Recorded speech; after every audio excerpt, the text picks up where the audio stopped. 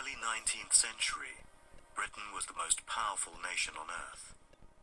Her colonies stretched from the Caribbean to the South Pacific. This was the largest empire the world had ever seen. But there is a lost chapter to that imperial history. The story of over 1 million people who were secretly enslaved and transported to the farthest shores of the British Empire. Shipped under agreements that they could neither read nor understand, they didn't know where they were going, and most of them never made it home. Yet what was one of the largest movements of people in the 19th century has now been almost completely forgotten. Yet what was one of the largest movements of people in the 19th century has now been almost completely forgotten. It is a story of greed, injustice, and the abuse of power. A story which implicates those at the very highest level of successive British governments. Welcome to JTV. Back again with another gem I found, and this one is about the so-called coolies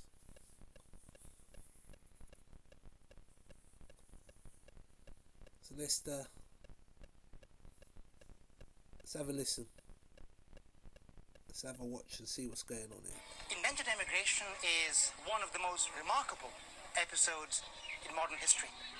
The systematic recruitment and migration of over 1 million people to all the corners of the globe. Indians are one of the most dispersed groups on this planet. And have you ever stopped to think why Indians are found in these far-flung places? For hundreds of thousands of men, women, and children, this was not just a voyage into the unknown. It was a life sentence. When you take the system of coercion, the system of the lack of justice, the meagerness of people's existence, and the fact that they were just there to work, to make money for the planter class, then you can see why indentureship was called a new system of slavery.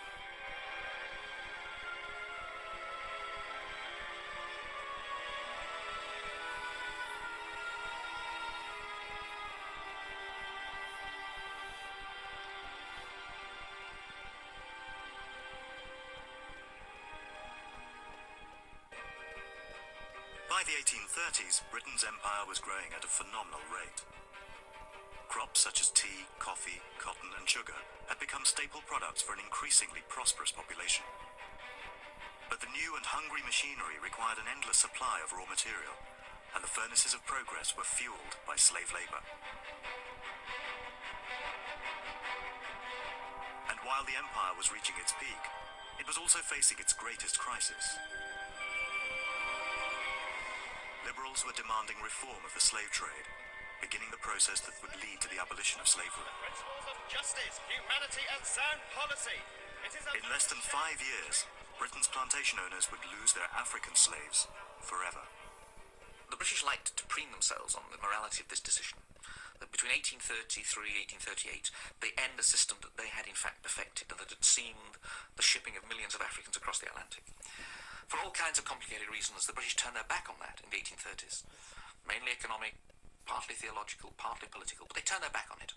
They decide they don't need it. But that leaves them with a problem, because the great economic system that they put in place on the back of slavery, and that is sugar, primarily sugar, though other commodities as well, had to be produced by someone. Indians seem to fit the bill. India might actually be a kind of replacement for Africa. India and Indians might actually provide an answer to the labour void that had opened up in the old slave colonies. Whitehall's answer came in 1836. Publicly committed to spending millions dismantling the slave trade, the government secretly colluded in the creation of a new system of slavery. It was called indentured labour. Indentured labour is a man or woman putting a mark on a document, a legal document, signing away their freedom to a particular employer for the duration specified by the indenture, 5, 7, 10 years, whatever. You're no longer a free man. To trade in human lives so soon after the abolition of slavery required high-level contacts, but the man behind the plan was John Gladstone, a former Member of Parliament and father of the future British Prime Minister. He began by writing to one of his former colleagues in the slave trade. You will probably be aware that we are very particularly situated with our Negro apprentices in the West Indies, and that it is a matter of doubt and uncertainty how far they may be induced to continue their services on the plantations after their apprenticeship expires in 1840. In May 1836, Gladstone received the reply he was hoping for. Dear Mr. Gladstone, we thank you for your inquiry. Within the last 2 years, upwards of 2,000 natives have been sent from this to the Mauritius. The Dangas are always spoken of as more akin to the monkey than the man. They have no religion, no education, and in their present state no wants beyond eating, drinking and sleeping, and to procure which they're willing to labour. We're not aware that any greater difficulty would present itself in sending men to the West Indies, the natives being perfectly ignorant of the place they agree to go to and the length of voyage they're undertaking.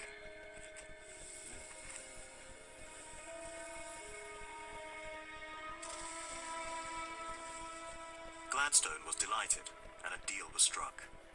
The first ships left the port of Calcutta in April 1838, carrying a human cargo of some 400 Indians. They were called the Gladstone Coolies, after the Anglo-Indian word for manual labourer. These coolies would be making the longest journey of their lives, a voyage that would end on the sugar plantations of South America. In Gladstone's day, the remote colony of British Guyana produced the best sugar in the world, and the coastal plantations there had become a household name. Demerara.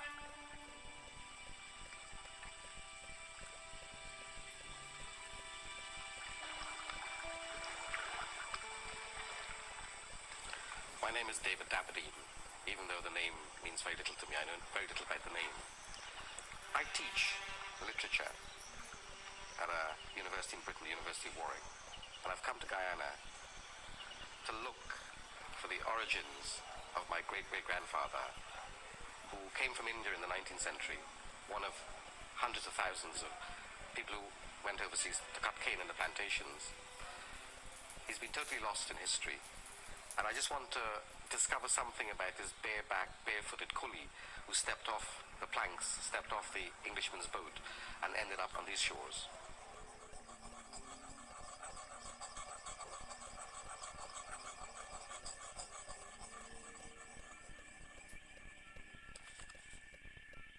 I've been told that in our national archives there are various lists of Indians in the plantation, birth certificates, etc. So I will just go through those as diligently as I can to try to trace this man. It'll be a needle in a haystack job, I suspect. I was looking for the first Aberdeen who came in 1855, and I don't know the date, you see. So I was hoping to find the date. I know the name of the ship. My mother told me it was the Apolline. If I look at June 1855, would it be later than June 1855? You don't think this would be it? No, our registers would have the details, but our ship records don't go back to 55. Where are the records? Do they exist? No, I don't think so. My best bet is at the PRO though. In London? Yes, and then they're scattered, in various offices as well.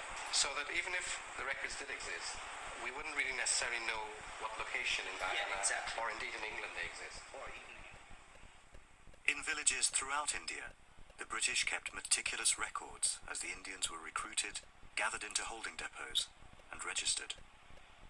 They would have been, in all likelihood, ordinary peasant Indians.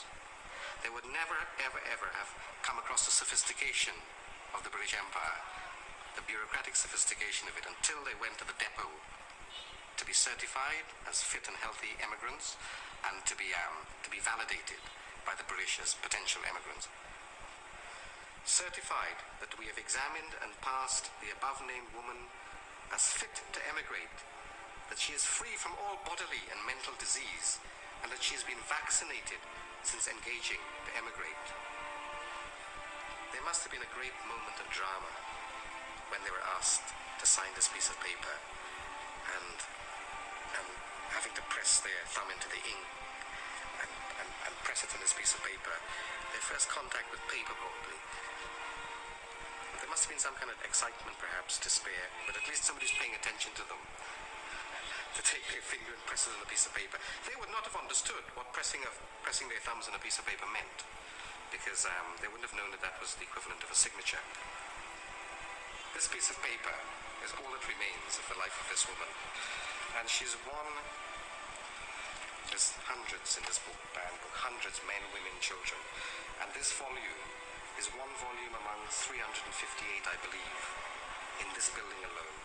So you get a sense of how many Indians came.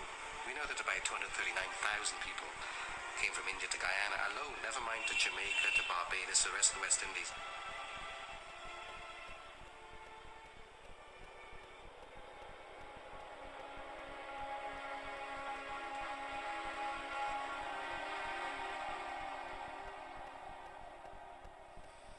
For a long time, the history of indenture was seen as the site of embarrassing history. People were reluctant to confront the truth of their past. Historian Brij Lal is also investigating his family's past. My grandfather was an indentured laborer. He came from the district of Bahraich. He was in his early 20s. And he told me that, he was roaming around in the village. And one day a man took him aside and said, "Would you like to earn some money?"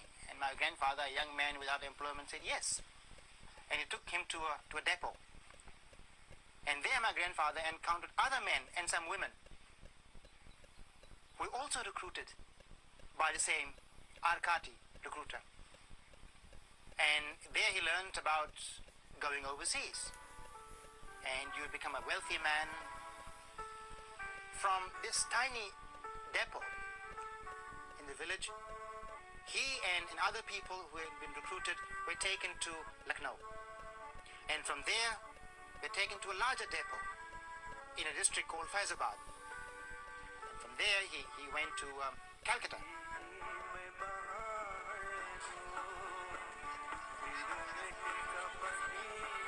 Like all of these people, he had no idea precisely where he was going. It was a tapu, an island, but that was about all that he knew.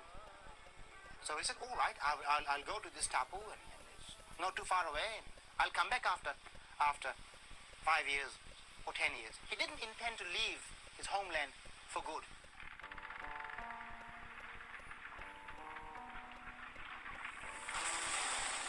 It was a traumatic experience to live in this confined spaces on the ships with people who spoke dialects they did not understand, people from different castes, religions, social background, and this terrible long voyage, the traumatic 3-month journey across the dark seas, the Kalapani, traumatized the people, many of whom had never seen water before.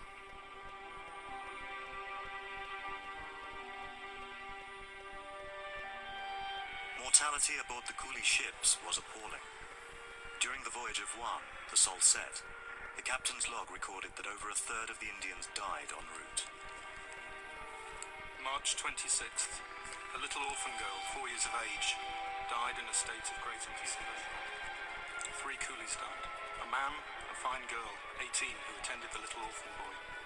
A little boy of 12, 27th, a fine little baby, has died.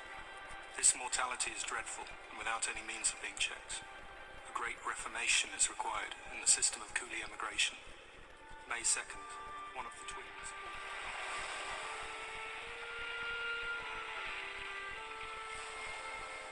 By 1840, over 20,000 Indians had made the long ocean crossing to South America. After a voyage of 3 months and some 9,500 miles, the Indians finally landed in Demerara.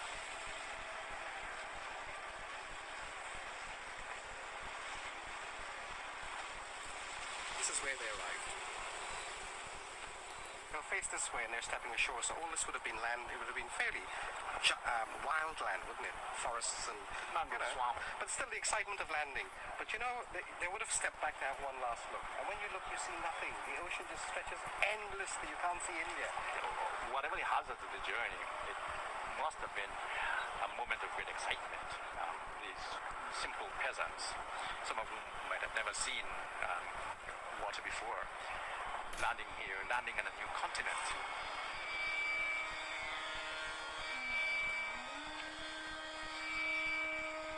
curious spectators would have gathered to see these coolies, the first Indian coolies from the subcontinent. And they would have been numbered in batches and properly regimented.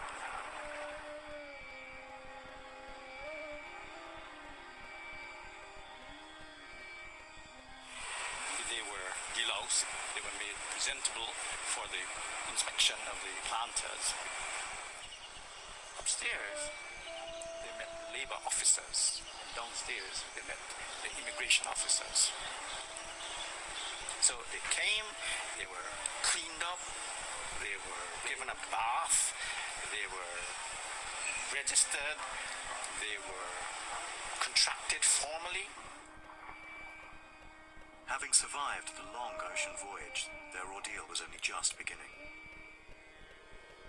These Indians didn't know it, but they would replace the African slaves that Britain had so recently lost. The vast majority would never see India again, and would end their lives working in cane fields on the other side of the world. Slavery had been renamed and reinvented. It's an extraordinary phenomenon that you're shipping people out of Calcutta and shipping them all the way to the Americas to produce a commodity, sugar, which the West and anyone could do without perfectly well, but which in fact people become completely addicted to. It's this great driving force of sugar and sweet taste in the Western world, which needs labour of some kind, slave labour, indentured labour, whatever, to produce it. Whitehall, 1840. And Gladstone's experiment in South America began to be questioned as reports of appalling mortality on the plantations filtered back to London.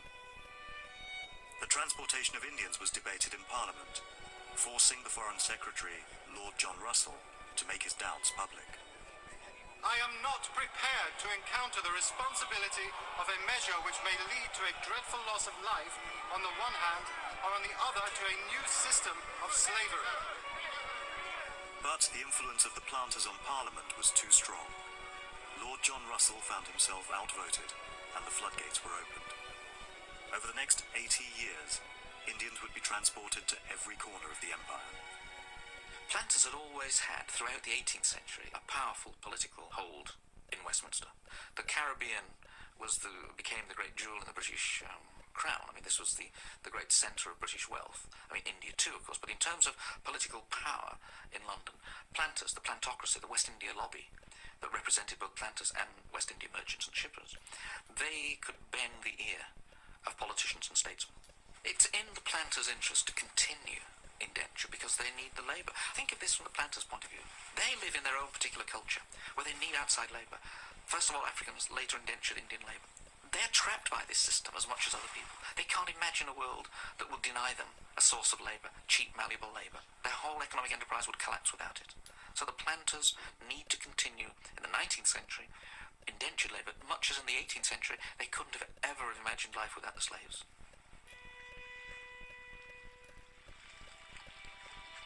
India was now the empire's main source of cheap, expendable labour, and sugar production had spread to every corner of the globe. In 1874, the Fiji Islands became a crown colony. The planters turned to India to supply the manpower, and soon ships loaded with Indians began the long voyage to the South Pacific.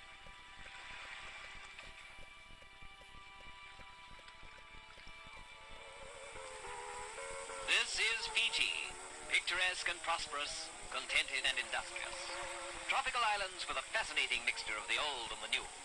An outpost of empire at the crossroads of the Pacific.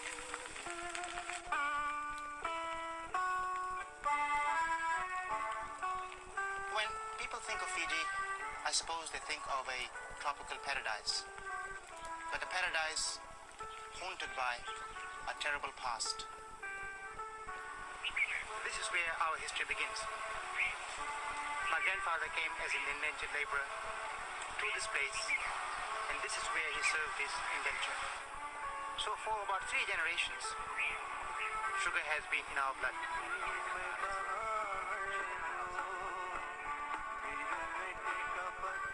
Bridge Lal is visiting the family home in Fiji.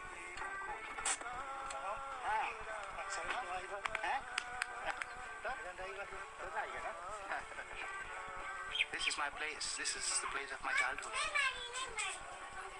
We didn't have structures like this. We had thatched houses, and in fact, it was in a thatched hut right here that I was born. This is where my grandfather's journey ended. I remember him telling me that the most difficult thing for him in the early days was getting used to living in congested lines and having as his companions people from different parts of India, different social backgrounds, different customs, different rituals and ceremonies, and sometimes even speaking different dialects.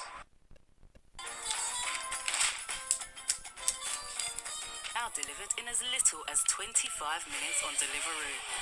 Now just got even better. The coolies lived in tin shacks. They were called lines and built in long rows beside the plantation. A single room, 10 feet by 12 feet, housed 3 single men or one man and his entire family. Diseases including cholera, malaria and typhoid regularly wiped out hundreds of Indians at a time. Bridge is going to meet one of a handful of survivors. Ram Ram. Ram Ram. आप बैठो कैसे तबीयत आपकी? मेरी तबीयत बहुत अच्छा नहीं है। क्या हुआ? अरे काफी उम्र हो गया। कितना उम्र है आपकी? अरे 100 बरस से ऊपर है। 100 बरस ऊपर? हाँ, इंडिया के पैदाइश है। अच्छा। दिन में काम करो, संध्या का अपन नहा दो, बनाओ खाओ, सूतो। 3 बजे रात से उठो उठो उठो, घोड़ा कस्टमर में ग्रास जे वाला आदमी उठो सफेद हो जाए, लाना फील्ड में जाए करके बनाओ खाओ।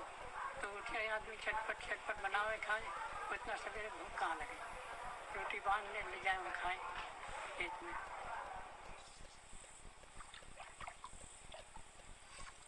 The Indians move into the old cabins, the old living places of the former slaves, or they're provided with similar in a similar location. I mean, one particular plantation I know in the middle of Jamaica to this day has on the edge of its sugar fields an area called India, and it's where they located the first Indian indentured labourers. Conditions worldwide were as poor as they had been in the slave days. In Guyana, David Daberdeen has managed to trace the very last surviving witness. I'm going to see somebody who I've been told was born into that condition of servitude, was born into indentureship.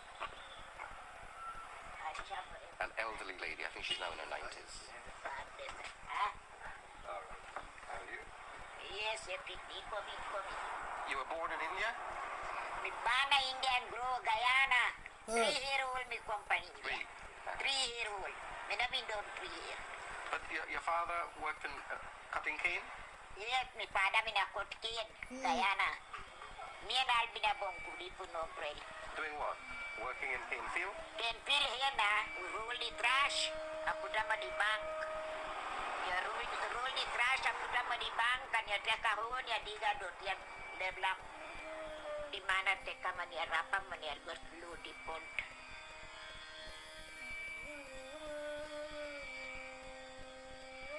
Me go to the yard, me go to the house. To do what? You go see now what take place in there. Oh, you could just go in? Go in. As a child? As a child. What do you see? What do you see? Well, me when you see the white man, you have to trade it away back at your house. So you look at white man, you peep, and then you go back home. Come back at your place. What white man doing when you peep? What was he doing? Nah, he not do nothing.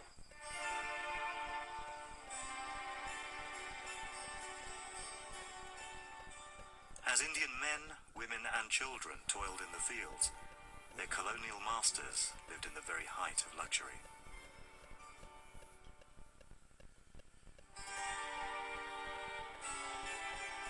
It is the closest to paradise that you can get, to be a planter.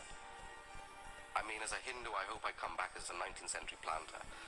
You lived in terrific affluence. You lived in a big white house, sometimes on a level above the cane field. So you can sit in your veranda and sip your lemonade and be fanned by your servant and have your toenails cut at the same time by some coolie, and you could watch at your laborers working. You know, you could sleep with any woman you wanted to, more or less. Yes. Everything everything was done for you. From the time you woke up to the time you went to bed. People looked after you. People obeyed you. People were afraid of you. Your single word as a plantation owner could deny life.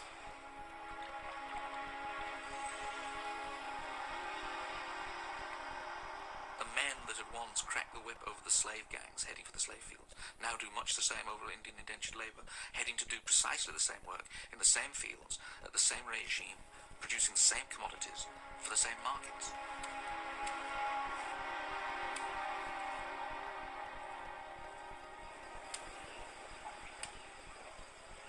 This is an overseer's house, a Columbus house, and as you can see, it is situated on a hill. And for a very good reason, because the overseer would get a very good view of the fields under his charge. And here the overseer would stand and survey the field and get a good view of the work that was being done.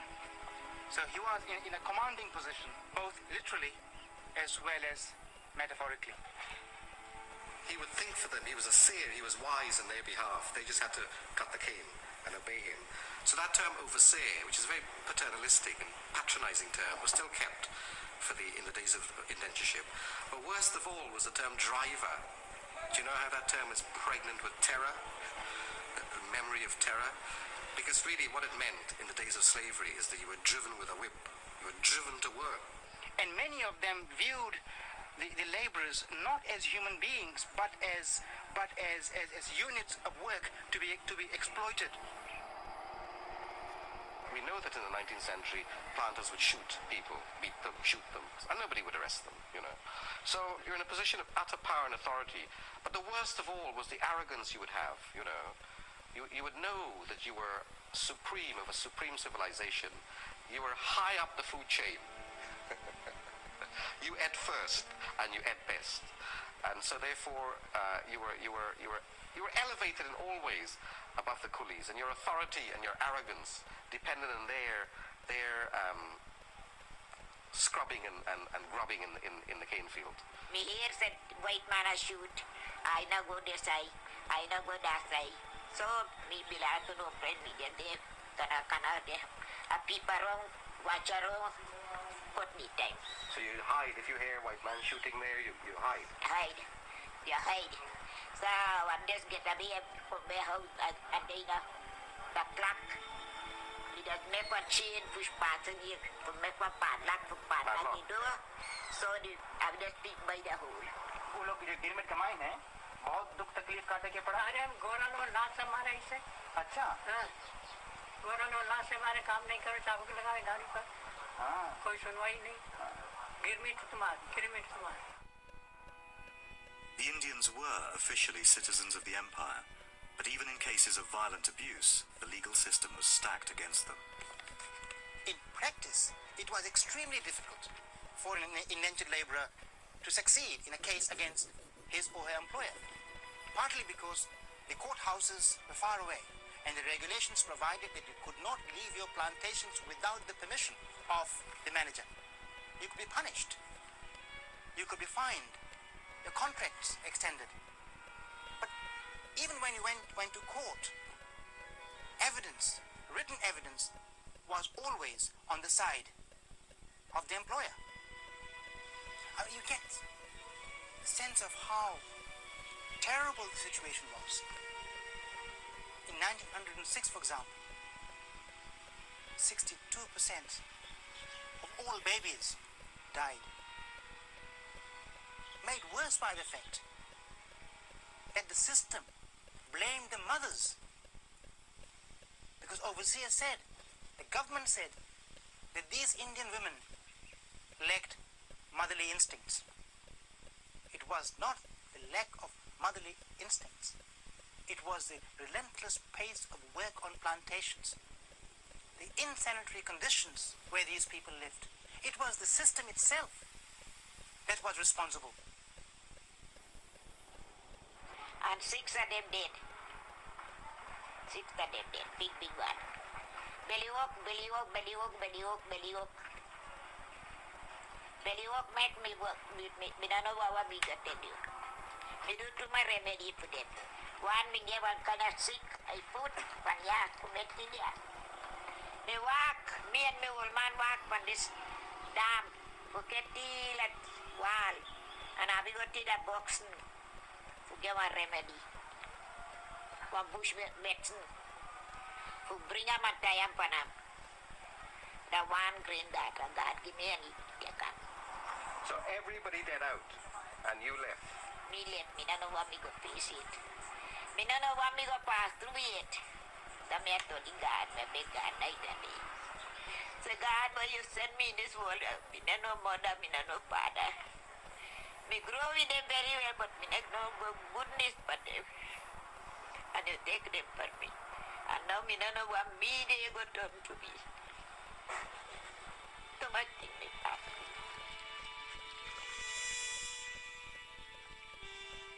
More than 150 years have passed since the export of the Indians began. Many of the records have been lost or destroyed, and David's time is running out. His last chance to trace his great-grandfather is at the old post office, where a neglected pile of volumes lie exposed to the elements. I believe that people don't want to remember the past. It's a past of shame. It's not something they want to preserve in a way that in England you would preserve castles and Arthurian legends.